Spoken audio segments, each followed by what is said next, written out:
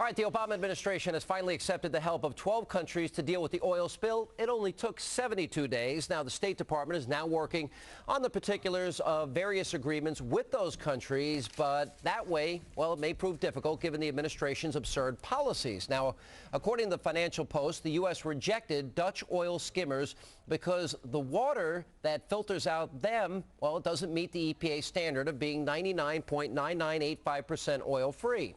Now, meanwhile, the Democrats continue to politicize the crisis. Now, according to Politico.com, Democrats are preventing Republicans from using their office spending allowance to visit the Gulf Coast. Now, Congressman Steve Scalise wanted to lead a trip to the region. He was prevented from doing so. But finally, somebody within the Democratic establishment is speaking out against the administration. Of all people, former President Bill Clinton. Here's what he told newspaper or CNN. Straight ahead. I think the federal government's position ought to be very straightforward. The most important thing is to fix the leak. If anybody can help us fix the leak, I'm for it. Second most important thing is to keep the oil away from the shores. The third most important thing is to minimize the damage of the oil that reaches the shores. The fourth most important thing today is to figure out who did what wrong and hold them accountable, whether it was somebody in British Petroleum or somebody in the U.S. government. And I'll do that, but let's do 1, 2, and 3 first. Well, the administration has done precisely the opposite, first pointing fingers in every direction, then talking about whose butt to kick, and then finally, more than 2 months later, focusing on the cleanup. Joining me now with analysis from the Fox Business Network, Sandra Smith, and Deneen Borelli is back, a fellow with Project 21. Guys, welcome back to the show. Thank you. Who would have thunk it? Bill Clinton's got this right. Sean, Bill Clinton is saying exactly what we've been praying and hoping for President Obama to say all along. Sit down, give us a timeline, tell us your priorities, show some emotion. We finally got that out of President Clinton. We haven't once heard Obama sit down and talk like that. Well, the interesting thing is he also suggested that we stop emoting. And the only person that's been emoting here has been President Obama.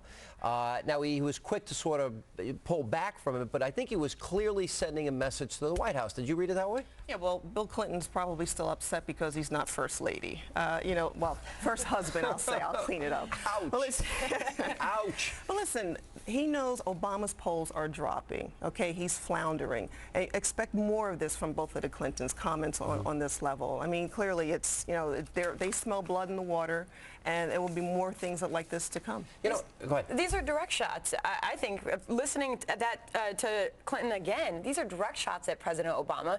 When you take into account, he says, if anybody is out there that can help us, we'll take it. And as we know now that we're accepting the help of other countries, within 2 weeks, Sean, 13 countries offered their help. President Obama put his hand in the air and said, we got it. It's under control. Within 2 weeks, 13, throughout the 71 days, 30 countries offered help.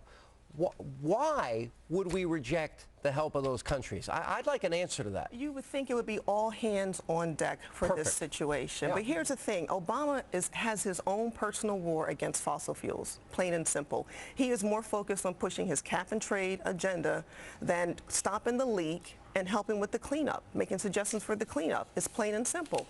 He wants energy costs to be high regarding fossil fuels so that Americans use less. Yeah, it's ridiculous. But I think I talked to Governor Bobby Jindal today for over a half hour. Right. And I got to tell you something.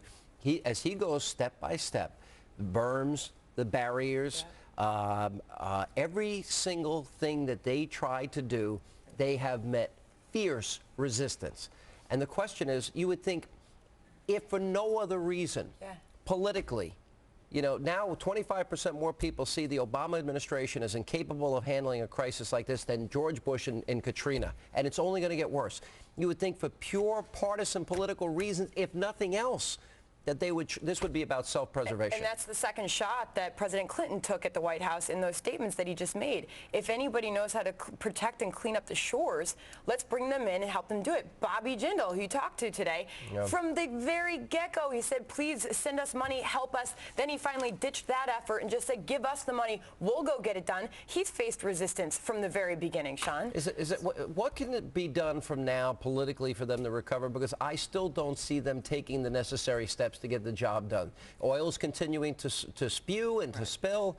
They're actually talking about, Bill Clinton even suggested they may have to blow this up. I spoke with an expert yesterday. He said, we may have to nuke this thing and melt the rock 18,000 feet below the sea. Send the Navy down. But there's no proof that that would even work. You know, and the citizens of Louisiana, 74%. Blowing it up or the nuke option? We don't know if that's going to work. This has never happened before. Neither. So, well, what this guy was saying to me yesterday, and I don't have anything to back it up, but apparently they're saying that Russia has some experience with this, and that blowing it up is the only solution that's going to be left on the table, especially if the relief wells don't take. Well, that's true. I mean, she's right. We don't have any evidence that's going to work. They've never done anything like that before. And as Clinton said, they're going to have to throw so much debris on that thing just to stop it anyway. It would be quite a task. But, you know, I was going to mention that we sit here on a day where we finish up the second quarter, Sean, and we look at the stock market down 12% over the past 3 months. Worst performance since the financial crisis. But yet now we've politicized this to the point where President Obama is telling these 10 Republicans, don't spend the money to go down to the Gulf of Mexico. Don't spend the money to go down there and check out the situation when all this stimulus money that we're still paying out there is not stimulating this economy. And he's still playing the blame game there with the Bush administration. They're playing politics. I mean, they don't want the Republicans to go down and see up close and personal what's really happening. And if you think about it, all the money they spent going to Copenhagen for the climate conference back in December, it's ridiculous. We're talking going to someplace in the United States, not I gotta overseas. tell you, it's pretty outrageous to me because it almost seems as that they don't want to see anybody else get credit or do a better job than them. Is that partly the motivation? Absolutely. And not only that, they can't have anybody come in now and show them that something could have been 2 months ago, done 2 months ago. But would you ever think that Bill Clinton would be so outspoken as to basically be sending a message, like James Carville has sent a message? We're dying. We're dying down here. Right. And they are. All right, guys, good to see you. right, Thank you. thanks. Now, we have